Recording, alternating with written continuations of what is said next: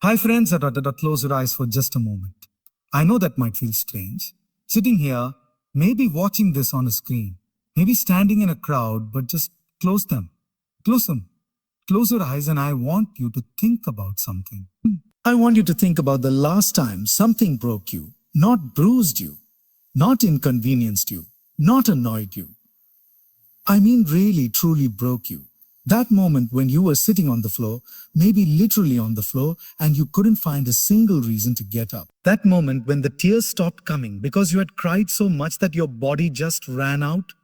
That moment when the silence in the room was so loud it felt like it was screaming at you. That moment when you looked in the mirror and didn't recognize the person staring back. You remember that moment. Now. Open your eyes.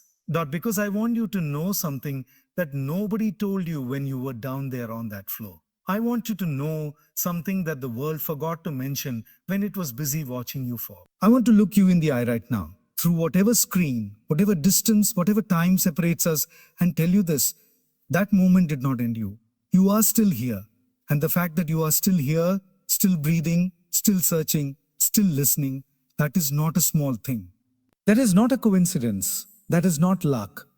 That is the most extraordinary act of courage I have ever witnessed. Because staying alive through your worst moment, getting up one more time when everything in you said stay down, choosing to keep going when going felt impossible, that, my friend, is not weakness. That is the definition of strength of ton, and today I want to talk to you about that, about pain. About the kind of pain that doesn't show up in x-rays or hospital reports. The kind of pain that follows you into the shower, that sits beside you at the dinner table, that slides into bed next to you at night and whispers terrible things into your ear while the rest of the world sleeps. I want to talk to you about the pain of betrayal, the pain of loss, the pain of failure, the pain of being misunderstood, the pain of watching your dreams crumble, the pain of loving people who leave, the pain of trying your absolute hardest and still falling short. I want to talk to you about how to navigate through all of it, not how to avoid it, not how to pretend it doesn't exist, not how to paste a smile on your face and act like everything is fine when everything is absolutely not fine, but how to move through it, how to carry it when you have to carry it, how to use it when you're ready to use it, and how to eventually, not today, maybe not tomorrow, but eventually, how to stand on the other side of it and understand why you had to go through it. So let's begin. Let's really begin now. I want to tell you about a woman named Sarah. I changed her name, but her story is real. Sarah grew up in a small town where dreams were considered dangerous, where people would pat you on the back and smile at your face, and the moment you turned around, they would laugh. She wanted to be a writer. From the time she was 8 years old, she had notebooks, dozens of them, filled with stories, filled with characters, filled with worlds she had built entirely from her imagination. Writing was not just something she did, it was something she was. It was the language her soul spoke when regular words weren't enough. At 17, she submitted her first short story to a local writing competition. She worked on that story for 3 months.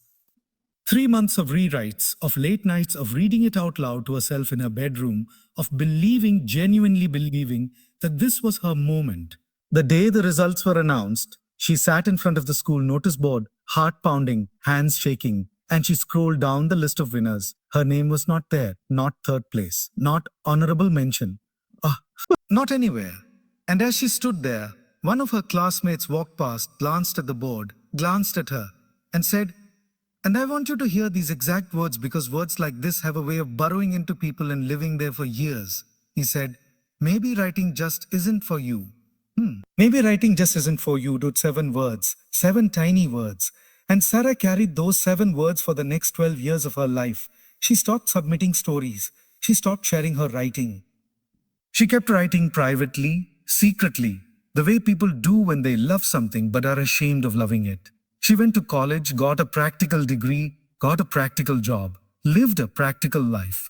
And every morning when she woke up, something inside her felt like it was dying, not dramatically, not loudly, just quietly, slowly, a little more every day, until she was 30 years old, sitting in a job she hated, in an apartment that felt like a cage, and she opened one of her old notebooks, one she'd kept from when she was 16, and she read her own writing and she started to cry. Not because it was bad, because it was good. Because even at 16, before the world had gotten its hands on her and squeezed all the courage out of her, she had something real.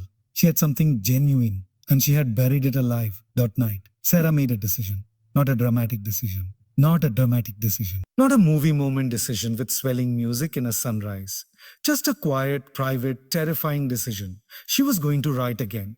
Really write. And this time she was going to finish what she started. It took her 2 years to finish her first novel. 2 years of waking up at 5 in the morning before work. 2 years of doubt, of deleting entire chapters, of starting over, of asking herself 100 times whether she was wasting her life. She submitted that novel to 41 literary agents. 41. And she received 40 rejection letters. Ha! Pa. 40 responses that ranged from a polite, not for us, to a more brutal, this doesn't have a market. 40 times the world said no. The 41st agent said yes. That novel was published. It didn't become a bestseller overnight. It didn't change the world in a weekend. But it was real. It existed. It was on shelves. It had her name on the cover.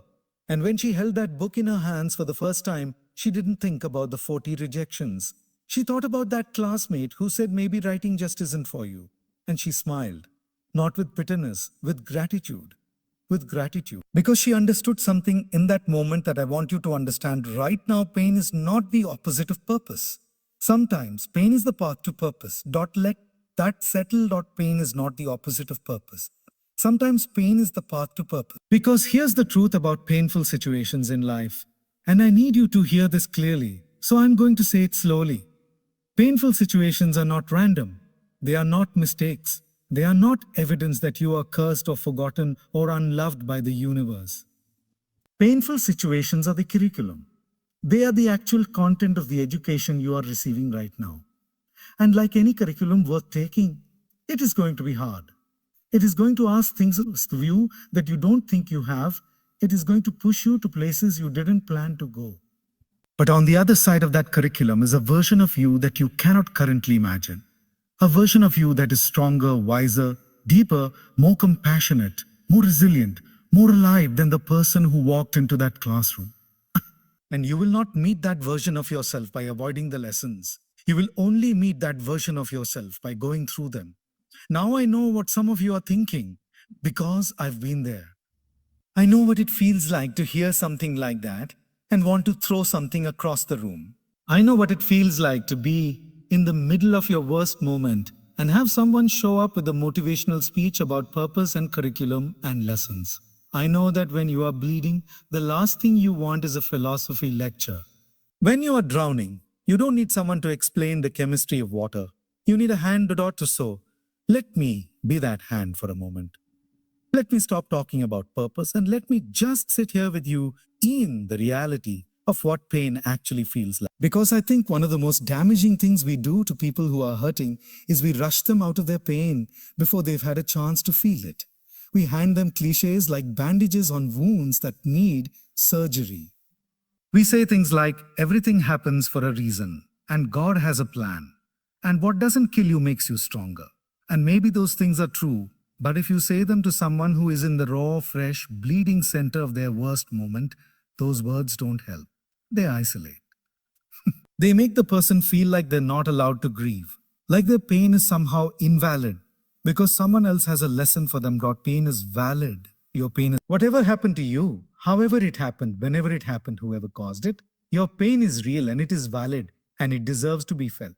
You are not weak for hurting. You are not dramatic for struggling. You are not dramatic for struggling. You are not broken for needing time. You are human. And being human means being capable of extraordinary love and extraordinary pain, and the two are not separate. They are the same thing wearing different faces. Don't think about the things that have hurt you most in your life. Really think about them. The loss of someone you loved. The end of a relationship you believed in. The job you worked for years to get and then lost in a single meeting. The friend who betrayed you in a way you never saw coming. The parent who never showed up. The child you couldn't protect. The version of your future that you had planned so carefully and then watched fall apart piece by piece.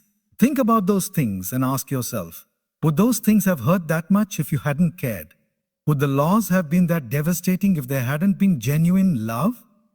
Would the betrayal have cut that deep if there hadn't been real trust? The depths of your pain is a direct measurement of the depth of your capacity to love, to trust, to invest, to believe. The fact that it hurt that much means you went all in. The fact that it broke you means you were brave enough to be fully present for something that mattered. And I want you to hear that as a compliment. Because a lot of people in this world have learned to protect themselves by never going all in, by keeping one foot out of every door, by loving people at a safe distance, by dreaming quietly so no one can see them fail. They have chosen numbness over vulnerability, and they are safe. They are safe and they are small. You chose differently. You loved fully. You believed completely. You showed up with your whole heart. And yes, it broke. But God, what a magnificent thing to be the kind of person whose heart can break like that. Because a heart that can break is a heart that was truly open. And a heart that was truly open has truly lived. Now let's talk about the mechanics of pain. Because I think if we understand what pain is actually doing to us and for us, it becomes slightly less terrifying. Think about physical pain for a moment. When you break a bone, it hurts, obviously. But what is the pain actually doing? It's doing two things. First, it's telling you something is wrong. The pain is information. It's your body saying, pay attention here. Something needs to be addressed. Without pain, you wouldn't know the bone was broken. You'd walk on it, make it worse, do permanent damage. So in that sense, the pain is protective. It's a signal. Second, when the bone heals. And this is the part that blew my mind when I first learned it. The healed bone is actually stronger at the fracture point than the surrounding bone. The body, in the process of repairing itself, lays down additional calcium, additional material, at exactly the place where it broke. The place that was broken becomes the strongest place. Do you understand what I'm saying? The place that was broken becomes the strongest place. Your emotional pain is doing the same thing. It is pointing to something real, something important, something that needs attention. And the places in you that are breaking right now, the places in you that feel most fragile, most damaged, most irreparably shattered, those are the exact places where, if you give yourself the time and the care and the courage to heal, you will develop your greatest strength. I've seen this over and over again. The people I know who have gone through the most devastating losses, they are also the most compassionate people I have ever met. They are the ones who can sit with someone in grief without needing to fix it. They are the ones who don't panic in a crisis because they have already survived the worst. They are the ones who carry a particular kind of deep, quiet wisdom that you cannot learn from a book or a classroom. You can only earn it. And you earn it by going through it. Let me tell you about Marcus. Marcus lost his business at age 42. Not a small business. A business he had spent 15 years building. A business that employed 47 people. A business that was his identity, his legacy, his reason for getting up in the morning. He lost it during an economic downturn. Decisions that seemed right at the time. A market that shifted without warning. A partner who didn't hold up their end of the agreement. It wasn't entirely his fault. But that almost made it worse, because there was no single thing to point to, no single decision to undo, no clear lesson to learn. He lost the business. He had to let go of 47 employees, people who had trusted him, people who had families, people who had believed in his vision. He sat in each exit meeting personally. He looked each person in the eye. He did not hide. And every single meeting felt like a small death. By the end, he told me he felt like a ghost. Like a person-shaped hole in the air that for a year, Marcus barely functioned. He sat in his living room and watched television. He wasn't watching. He ate food he wasn't tasting. He answered phone calls with single words and went days without speaking to anyone. His wife, thank God for his wife, she didn't push him. She didn't tell him to get over it. She didn't give him timelines. She just stayed. She just stayed and she loved him quietly through the worst of it. At the 18-month mark, something shifted. Marcus started going for walks. Just walks. Nothing dramatic, nothing structured, just moving his body through the world again. And on one of those walks, he passed a community center that had a sign on the door. Business mentorship program, volunteers needed. He walked past it. He walked past it 3 more times over the next 2 weeks. On the 4th pass, he stopped. He went inside. He signed up. For the next 6 months, he mentored small business owners. People who were just starting out. People who were making the exact mistakes he had made. People who had ideas that were good but strategies that needed work. And something extraordinary happened to Marcus in those rooms. He discovered that everything he had learned through his failure, everything he had paid for with 15 years of his life and 47 people's jobs and his own sense of self, all of that knowledge was gold. It was genuinely valuable. It was the kind of knowledge that you simply cannot get any other way. 2 years after losing his business, Marcus started a new one, smaller, more careful, built on the rubble of the first one, using every lesson that rubble had taught him. Within 3 years, it was thriving, not larger than the first, not more impressive on paper, but more intentional, more aligned with his actual values, more sustainable, more sustainable. And Marcus told me, and I have never forgotten this, he said, "The business I lost taught me how to build the business I was actually meant to have. The business I lost taught me how to build the business I was actually meant to have. That is the alchemy of pain, friends. That is what it can do when you let it. When you don't run from it, when you don't numb it, when you don't collapse under it permanently. Permanently let it teach you. It transforms from poison into medicine, from weight into wings. I want to be honest with you about something. Because honesty is the only thing worth offering in a conversation like this. That transformation does not happen automatically. It does not happen just because time passes. Time alone does not heal wounds. Time plus work heals wounds. Time plus intention. Time plus willingness to actually look at the thing that broke you and ask what it is trying to tell you. A lot of people carry their pain for decades without it ever transforming into anything. They carry it like a stone in their chest, heavy and permanent and cold, and they organize their entire lives around protecting that stone. They never get close to people because of the stone. They never try new things because of the stone. They never fully commit to anything because of the stone. The pain that was meant to teach them becomes instead a prison that contains them, and I have enormous compassion for those people. Because the work of actually processing pain, really facing it, sitting with it, feeling it all the way through, is terrifying. It is some of the hardest work a human being can do. It is easier in the short term to stay numb. It is easier to stay busy, to stay distracted, to fill every quiet moment with noise so that the pain never gets a chance to speak. But the pain will speak eventually, one way or another. If you don't give it a legitimate channel, it will find an illegitimate one. It will show up as anger at people who don't deserve it. It will show up as self-sabotage in moments when things are actually going well. It will show up as anxiety at 3 a.m., as avoidance of intimacy, as the inexplicable sense of dread that follows you even on good days. The pain wants to be felt. Not forever, not endlessly. Just felt, just acknowledged, just given the simple dignity of being real. So how do you do that? How do you actually navigate through painful situations rather than just surviving them? I want to give you something practical now, not just poetic, because poetry without practice is just decoration.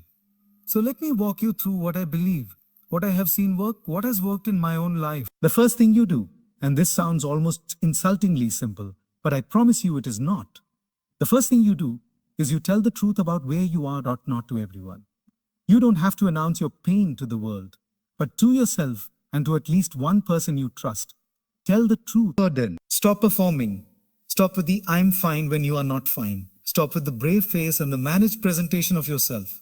Because the performance takes enormous energy. Energy you need for actually healing.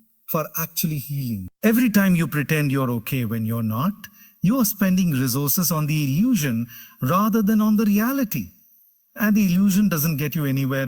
I remember a period in my own life when I was going through something that I told exactly nobody about. I smiled every day. I showed up free. I did the work. I performed functionality so convincingly that the people closest to me had no idea. And inside I was collapsing. Inside I was carrying something so heavy that some mornings I genuinely didn't know how I was going to stand up. But I kept the performance going because I had convinced myself that to let people see my struggle was to be weak. That to need support was to be a burden. That asking for help was an admission of inadequacy. The day I finally broke down and told the truth to someone I trusted. Not a perfect confession, not an eloquent breakdown, just a stumbling, ugly, honest, "I'm not okay and I don't know what to do." The relief of that was physical. Like putting down something you've been carrying for so long you forgot your arms were tired. And the person I told didn't think less of me. They moved closer. They said, "Thank you for telling me." They said, "I've been worried about you." And they helped me start finding a way through. Telling the truth is not weakness. Telling the truth is the first act of navigation. Because you cannot navigate a terrain you refuse to acknowledge. You cannot find your way through something you're pretending isn't there. The second thing, and this is harder than the first, is to resist the temptation to assign a timeline to your healing. We live in a culture that is profoundly impatient with pain. There are articles that will tell you 5 steps to get over a breakup in 30 days. There are people in your life, well-meaning people, who will start sending you subtle signals around the 2-month mark that you should probably be moving on by now. There is a collective cultural message that grief and struggle should be efficient, should be managed, should have an end date. And when you are still sad at month 4, still affected at month 8, still carrying the weight of something at year 2, you start to wonder if something is wrong with you. You start to pathologize your own grief. You start to feel ashamed of how long it's taking, which adds a layer of pain on top of the original pain, which makes everything worse. Here is what I need you to know. There is no standard timeline for healing from a significant loss or a significant trauma. None. Sip. Zero. So, the timeline is yours and it belongs to nobody else. Some things take weeks. Some things take years. Some things leave a mark that you carry for the rest of your life. Not as a wound, but as a scar, a reminder, a piece of your history that shaped who you are, and all of that is okay. What is not okay is getting so attached to the pain that you use it as a reason to stop living. There is a difference between genuinely healing at your own pace and using pain as a hiding place. There is a difference between honoring your grief and building a house in your grief and moving in permanently. And you will know the difference. Somewhere inside you, you will know. Because when grief is doing its necessary work, it feels like weather. Present, sometimes overwhelming, but always moving. When grief has become a hiding place, it feels like a wall. Static. Fixed. Something you are using to stay in place rather than something you are passing through. And if you find yourself in the wall, if you find that you have been using your pain as a reason to stop risking, stop loving, stop trying, I want to offer you this with the greatest compassion I have. You deserve more than a life organized around protecting yourself from pain. You deserve a full life. A life of genuine risk and genuine reward. A life of real love and real loss and real comeback. You deserve to come back. The third thing is this. Find the story you're telling about what happened. Because here's the truth about human beings that I find endlessly fascinating and endlessly important. We are not primarily rational creatures.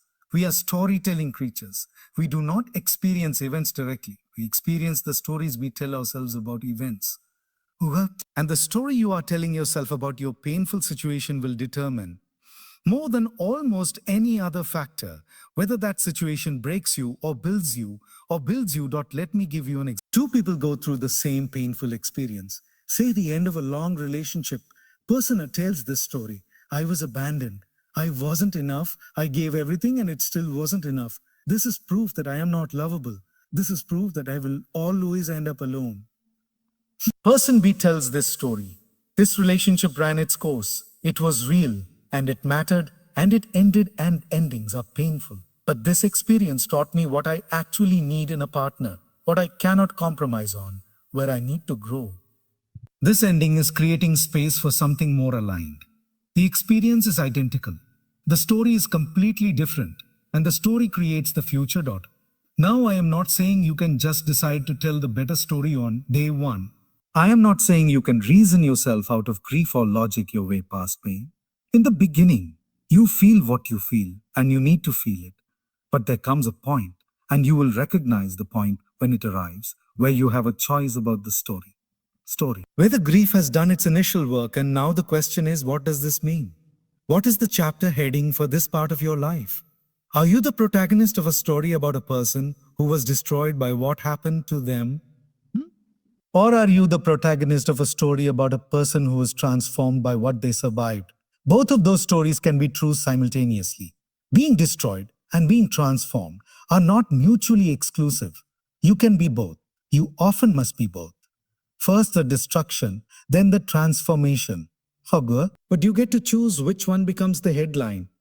Let me tell you about something a mentor once said to me that I have thought about almost every day since.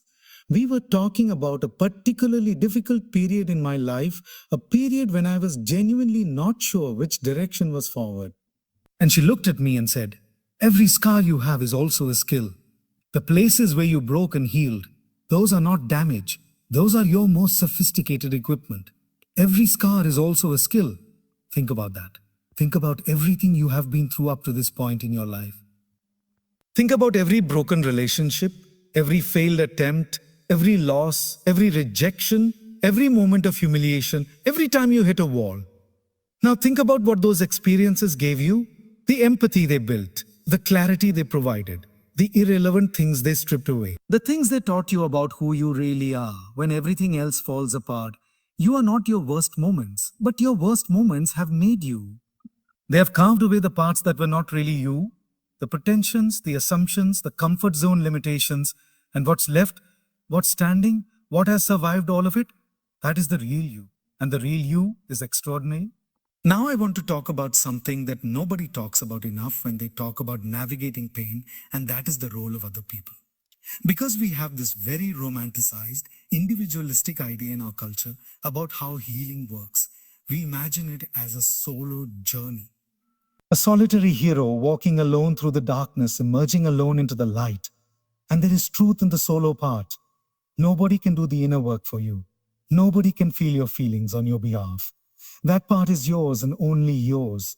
But the journey through pain was never meant to be walked entirely alone. Human beings are wired for connection. This is not philosophy. This is neuroscience. When we are in pain, our nervous systems are literally designed to seek out other nervous systems for co-regulation. When we share our pain with someone who receives it well, not someone who fixes it, not someone who minimizes it, but someone who simply stays present with us in it, something happens in our brains and bodies that cannot happen in isolation. The stress hormones begin to regulate.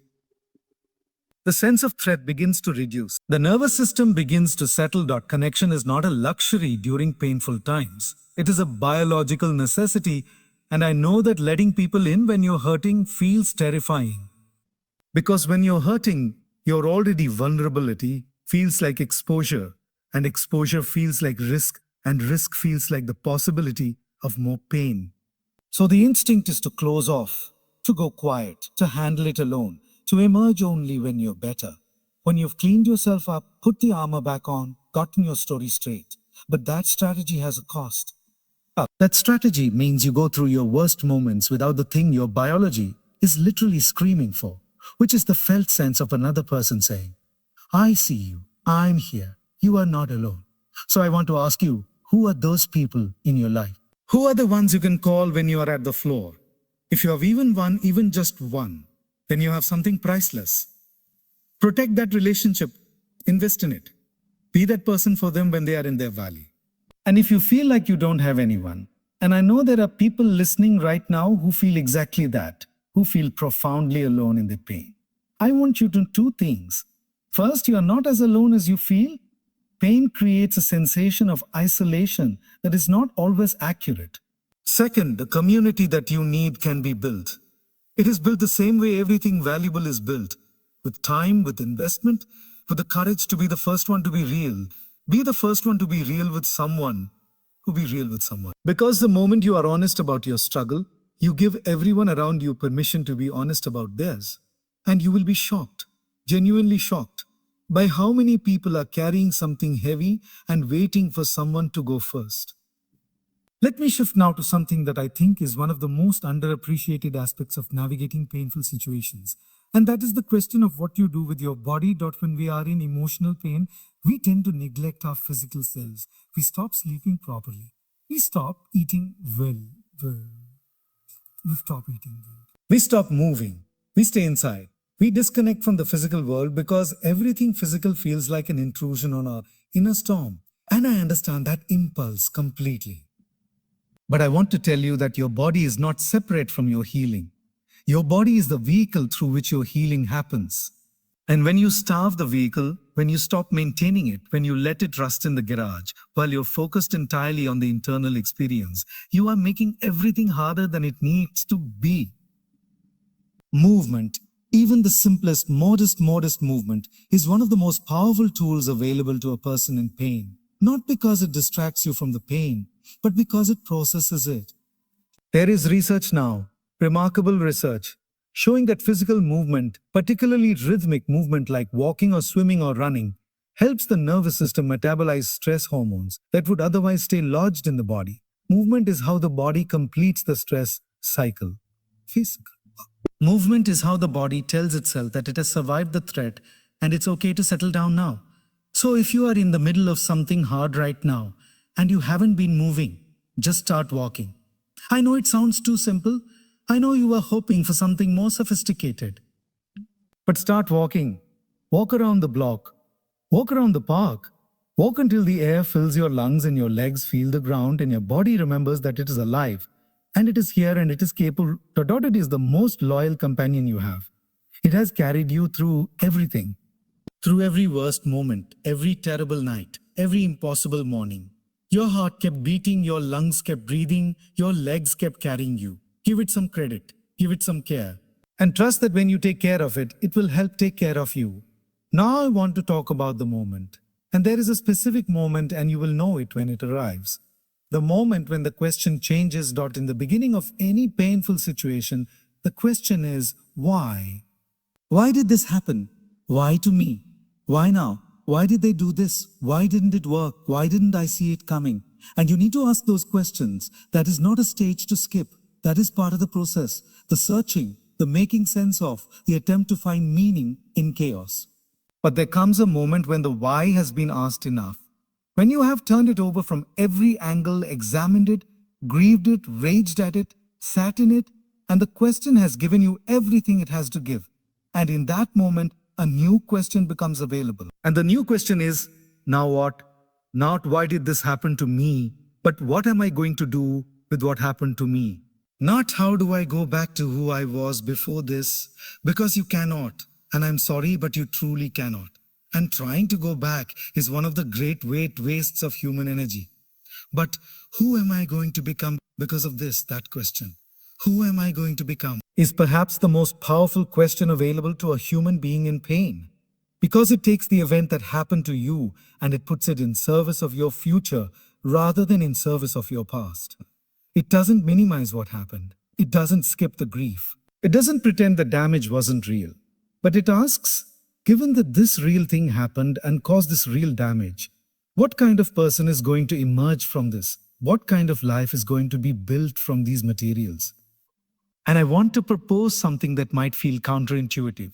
Your most painful experiences are some of your most valuable raw materials.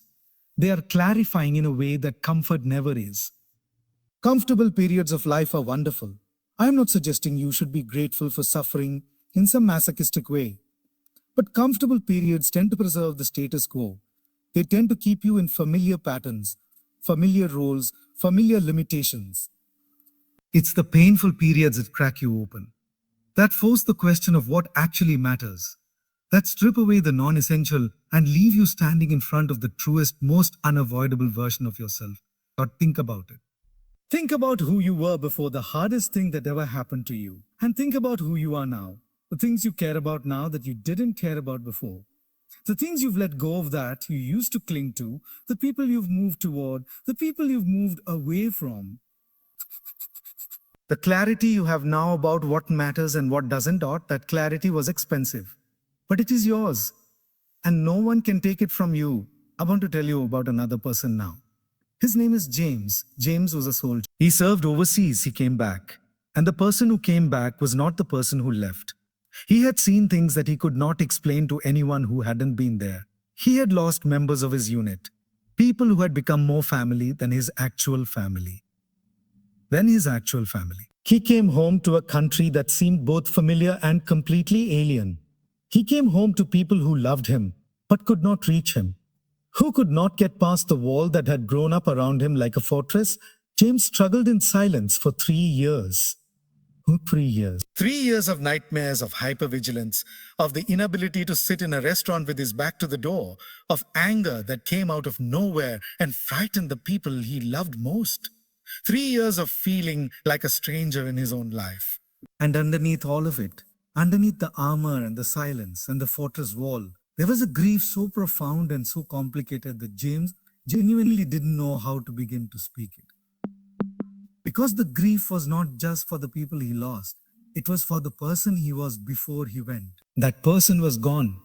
That version of James, young, uncomplicated, full of a specific kind of innocent confidence, he had not come back. And nobody had told James he was allowed to grieve for that. Nobody had told him it was okay to mourn the version of himself that the war had taken. When James finally reached out for help, and it took everything he had to do it, it was one of the hardest things he had ever done, harder than things he had done overseas. The therapist he saw said something to him in the first session that he credits with beginning to save his life. She said, "You're not broken, you're injured, and injured people deserve treatment. You're not broken, you're injured, and injured people deserve treatment." I want to say that to someone listening right now because I know it's for someone here. You are not broken. Whatever happened to you, whatever you've been through, whatever has left its mark on you, you are not broken. You are injured. And you deserve treatment. You deserve care. You deserve the same compassion you would offer to anyone else in your position. You deserve it from others and you deserve it from yourself. James got that treatment. It was long and it was hard, and there were sessions where he walked out feeling worse than when he walked in. But he kept going back. But slowly, not quickly, not dramatically, but slowly, things began to shift. The nightmares became less frequent. The wall began to have doors in it, if not windows yet. He began to be able to talk to his family, not about everything, not in detail, but enough. He began to be able to sit in a restaurant with his back to the door sometimes. And then something happened that James didn't plan. He started volunteering with an organization that supported veterans transitioning home. He started sitting across from men and women who looked exactly like he had looked 3 years earlier, vacant, unreachable, holding something invisible and devastating. And he started saying to them, "I know where you are. I've been there. You are not broken. You are injured." And this is what helped me. James became, in the truest sense of the word, a guide. His wound became his calling. The darkest thing he had been through became the torch he used to light the way for others still in the dark. And he told me that finding that purpose, finding that the thing that almost undid him could actually be used to help someone else, was the thing that finally made his survival feel like it was for something. The thing that almost undid him became the thing that made his survival meaningful. This is what pain can do. Not automatically, not automatically, not without the difficult in-between work, but this is where the path can lead. And I want you to hold that as a possibility, not a promise, not a guarantee, but a genuine, documented, human possibility that the hardest thing you are going through right now might be preparing you for the most important work of your life. But let me talk about courage for a moment. Real courage. Not the movie version of courage. Not the person with no fear, charging forward with their jaw set and their eyes clear. The real version. The kind I've seen in ordinary people in extraordinary circumstances. Because the real version of courage has fear in it. Real courage is being terrified and going forward anyway. Real courage is saying, "I don't know if I can do this," and doing it anyway. Real courage is getting up on the morning after the worst night and taking one step forward, not knowing if the ground will hold. It has been said before, and I will say it again because some truths deserve to be repeated across generations.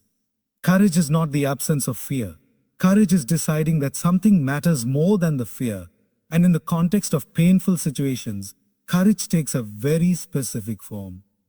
It is the courage to feel the pain rather than run from it. The courage to ask for help rather than suffer in silence. The courage to try again after failure. The courage to love again after loss. The courage to trust again after betrayal. The courage to dream again after disappointment. Those are not small acts. Those are some of the greatest acts of human bravery that I have ever witnessed. And they happen quietly in private, in ordinary people's ordinary lives, every single day.